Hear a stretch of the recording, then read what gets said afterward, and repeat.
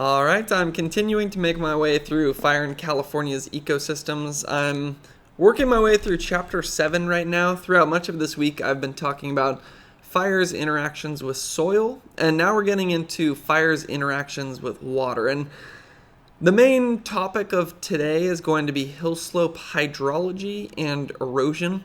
And I know that maybe doesn't sound like the most exciting thing, but I think this section was actually one of my favorites of the entire textbook so far.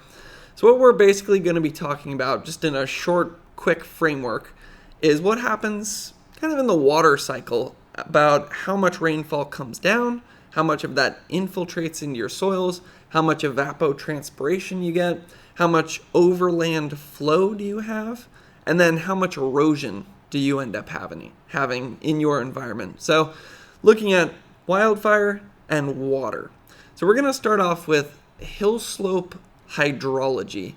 And what we're going to talk about first is how much rain is coming down. Now you might think, well, wildfire is not going to have any impact on how much rain is going to fall in an area, but it will have an impact on how much rain actually makes it to the ground. This is something I never really thought about before, but some of your rainfall is going to just land in your brush or in your trees. It'll land on the leaves, and then it won't actually make it down all the way to the surface. So in brush, for example, in chaparral environment, it might intercept 11% of the rainfall that would come down, and in some evergreen trees, it can intercept as much as 27% of the rain that would make it down to the surface. And my first thought was, well, that's fine because the trees have the roots going into the soil to pull out water. So it's maybe just faster and more efficient for the tree just to have the water fall on it, and then maybe the leaves just absorb that water right up. But that's not exactly how it works. Maybe in some trees, I believe redwood trees can absorb some moisture from the air. That's why they're often in foggy environments. But a lot of that water that goes onto the leaves or is trapped in the tree or is intercepted is actually just going to end up evaporating. So overall, if a fire comes through, clears out a bunch of your brush, clears out a bunch of your trees, obviously that's going to lead to less interception, which means more water making it to the ground. Now, whether all that water actually infiltrates will be something that we talk about in just a second, but we obviously don't only have wildfires in rainy ecosystems, we also have wildfires where we see a lot of snowfall. So at first glance, snowfall is going to be the exact same. If you have less trees intercepting that snow, you're going to have more snow make it to the ground. So you're going to have higher snow levels or a greater snow pack by the end of the season on your ground. However, there's kind of a caveat here. That snow is going to melt faster, or your snow melt is going to happen earlier in the year. Now, the reason for that is, think about the shading that you get from all of your trees out there. That's going to keep your temperatures down. And if your temperatures are lower, well, your snow can stick around longer. So if you have fire, burns out a bunch of the trees, you're picking up a lot more sunlight, all that snow is a lot more exposed. So then it's going to melt earlier in the year. And that actually could have some impacts on wildfire because with earlier snow melt, that means you don't have that water continually going into your moisture or going into your soils and then into your fuels as you get into wildfire season. So that can actually lead to more drying as you get later into the wildfire season, which could lead to drier fuels, which leads to more wildfire activity. So it's kind of one of those positive feedback loops there where it's hard to say if it's a positive feedback loop, though, because it probably depends on the comparison to how much more snow you were able to pick up compared to how much earlier in the year it all melted. So I would be interested to see some studies on that, but I imagine that's one of those things that just changes based on the local environment. So what I started to get into a little bit right there is the differences in how much falls versus how much actually makes it into the ground. And that's going to be more in the topic of infiltration. So you have interception first, and then you have infiltration. So how much of that water is actually making it into your soils. So if a fire comes through, you may pick up more water, but the overall amount of water that actually goes into your soil, which is a very important thing because the way your plants get moisture is from the moisture in the soil. So that can have huge impacts on wildfire because I made a machine learning model that predicts extreme wildfire growth in California. And the number one factor that was the most important predictor for extreme wildfires is fuel moisture. And fuel moisture is pretty well directed or correlated to soil moisture. So it's really going to matter how much water infiltrates. So what I was about to say though, before I went on that little tangent right there, is although more water might make it to the ground because there's less interception, you may actually have less water infiltrating into the ground. And that's going to happen for three main reasons. So the first one is before a fire comes through, you have a lot of litter and duff on your soils. And you could think of that almost like a sponge. So your rainfall comes down and it's just going to be absorbed by that litter and duff. And then some of that rainfall or moisture is going to be able to seep down into your soils. But if a fire comes through, it's a surface fire, burns out the litter and duff, now you no longer have that sponge. So instead of absorbing all that water, some of that water might just turn into what you call overland flow. And we'll get more into that in just a second. So first one is less litter and duff, means less of a sponge, so that's going to absorb less moisture. Second one has to do with water repellency. I talked a lot about this in my last two videos when we were talking about soils, but earlier in this video, I was talking about how in that interception phase, you might get some droplets that stay on your leaves, but they don't actually get absorbed into the leaves. A lot of that will just evaporate. And that's because a lot of your leaves will have, you could think of them as water repellent resin or some kind of wax on them. I think resin's probably the better word. Where if you were to pour water on a leaf, you could imagine how it would kind of funnel right off, or some of those droplets might stay perfectly on the leaf without actually being absorbed. Well, when a fire comes through, some of that water repellent resin can find its way into the soils, and then the soils can actually become somewhat water repellent.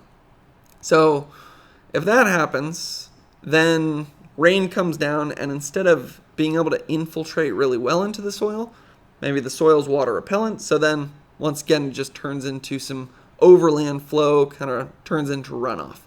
So that's number two. So we have reduction in litter and duff, which is like your sponge. We have an increase in water repellency. And then finally, you're also going to have a lot of fine ash that you can think of it as clogging the pores of your soil. So the best way I could explain this is if you had a bucket and you threw some rocks in that bucket and then you poured a cup of water on it, and let's say they're big rocks, that water is pretty quickly just going to infiltrate right down to the bottom of the bucket because there's a lot of airspace or pores within that bucket between all the different rocks.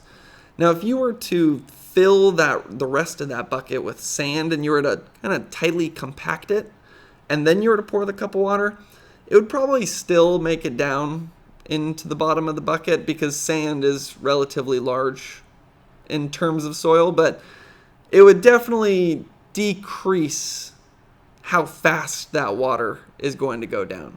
So the same thing can happen in your soils. If you have a bunch of fine ash particles clogging the pores of your soils, the water isn't going to be able to infiltrate as fast.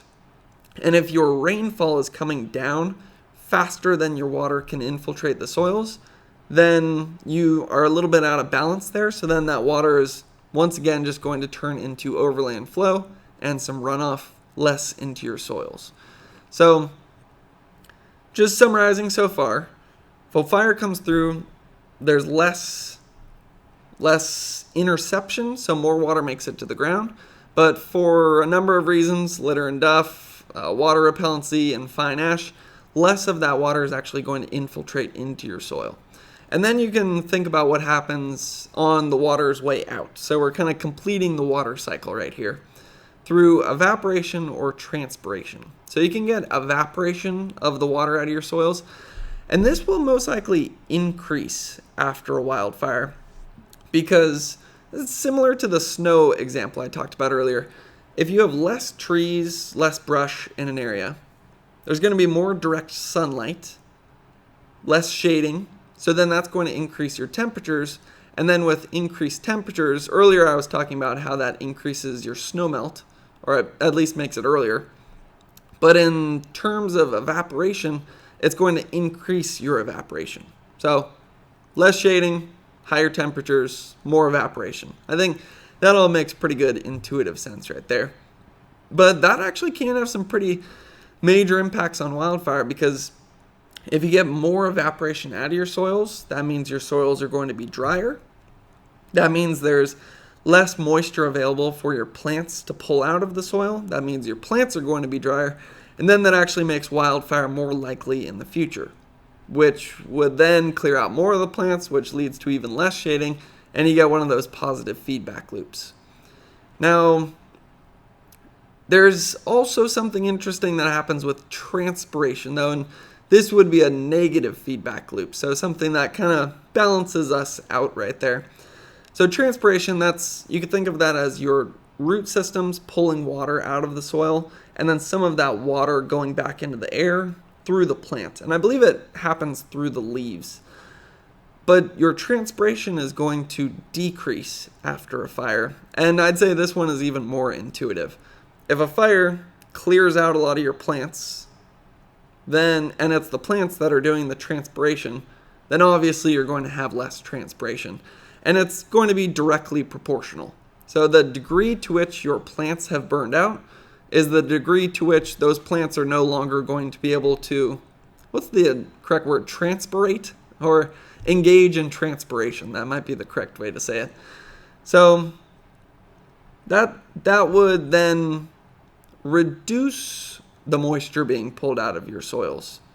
So with less plants to pull moisture out of your soils and then have that moisture go into the air through transpiration, that's going to actually increase it doesn't increase the amount of moisture in your soil, but it at least leads to less of a decrease. I think that's the best way to put it.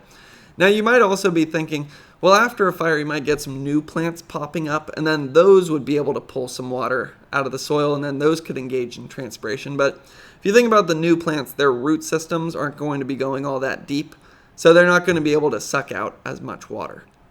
So we kind of completed the water cycle there. More rainfall comes down, less rainfall infiltrates, more rainfall evaporates, or not exactly rainfall at that point, more water evaporates, but less water engages in transpiration. Now, I do want to connect this back to Overland Flow. We've already talked a lot about this so far, and we've already kind of checked a lot of the main boxes to understand this, but your Overland Flow, you could think of that like runoff, or I don't know if the correct way to think about this is flooding, but it's sort of flooding. And this can increase the flooding that you see, but it can also increase the erosion that you see, and that's the main connection that we're going to make. But your overland flow is going to increase after a wildfire. So what I mean by that is when rainfall happens, a larger percentage of that water is just going to run off on your soil as opposed to infiltrating into your soil. And we've already touched on a lot of the main reasons for this. There's less litter and duff, which would absorb some of that rainfall. You have water repellency, you have the fine ash aspect, and you just have less vegetation overall just being able to absorb some of that water. You have a lot of systems pushing you in the direction towards more overland flow. Now, the reason that's important is because that's going to increase your erosion. So after a wildfire, you're going to have more erosion on hillsides. And this actually happens in two different stages. There's initial increase in erosion directly either during or after the fire. And then there's going to be also more erosion the next time you have a big rainfall. So the increase in erosion, either during or directly after the fire. I never really thought about this, but if you have maybe some large trees on your hillside, you can think of those trees almost like a dam for erosion. So maybe you had some soil or some rocks that were trying to fall down the hill and you could say erode, but then they get backed up behind the tree, and the tree is almost like a dam where you can build up some of that soil, some of those rocks. But then if a fire comes through, burns out that tree, that dam is now destroyed, and those rocks can immediately fall down the hill, which increases your erosion. Then the second stage connects with a lot of what we've talked about with Overland Flow, which is after your wildfires, there's less litter and duff, there's less vegetation to catch some of the rainfall, so you have more reaching down into the ground. All the other ones we talked about, water repellency, fine ash, that's going to lead to more overland flow, which leads to more erosion. Now this one makes perfect sense because just think about it visually. If you have a soil where rainfall comes down and then most of that rain is infiltrating into the soil, and that is what usually happens when rain does come in. Most of it is going to go into your soils in kind of your normal environment. But then after a wildfire, for all the other factors I talked about, more of it's going to turn into overland flow. So instead of that water slowly seeping down into your soils, it's just going to be rushing along the surface. And if you just think about that visually, that obviously would lead to more erosion, because if you have water rushing along the surface, that's going to pick up some of your soil, it's going to pick up some rocks, maybe lead to some channels, and you overall increase erosion. And that's important for a number of reasons. I'm sure a lot of homeowners have concerns about erosion. Now, one good news there is that within 2 to 3 years, you can decrease your erosion risk because of all the new growth that comes in, kind of reestablishes the root systems that keep your hillside in place. And then after the first few rainfalls, that water repellency factor starts to decrease as well. But erosion is definitely a concern in California, because in California, we do tend to get those really big rain events where you're picking up a lot of rainfall over a very short time period. The term you've probably heard, or you used to hear, was Pineapple Express. I believe we stopped using that term as much because of the movie that came out. Now they're mostly referred to as atmospheric rivers. But California does pick up about 30 to 50% of our annual rainfall. So almost half of California's rain per year comes from just a few of those big storms. So that's a lot of rain falling at the same time. So that alone is going to most likely lead to some overland flow, where you have more rainfall coming down than what can infiltrate into the soil. And then that factor is the word exasperated? I don't know if it is heightened or increased if a wildfire has come through and increased your hill slope erosion due to the increase in overland flow. So I might be talking in circles a little bit, starting to repeat myself, so that's probably about the time to wrap it up. But I did just think this was a very interesting section in fire in California's ecosystems. Maybe a little more interesting than the soil aspects we were talking about over the last couple of days, but the soil aspects were the foundation that we needed in order to understand this water section. And then I'm going to continue to talk about water again tomorrow, and then eventually we're going to get into how fire interacts with air. And I imagine that goes into things like air quality, smoke, and I don't know, maybe even pyrocumulonimbus clouds. I guess we'll find out. But if you want to learn more about that, you can stay tuned, and thanks for watching.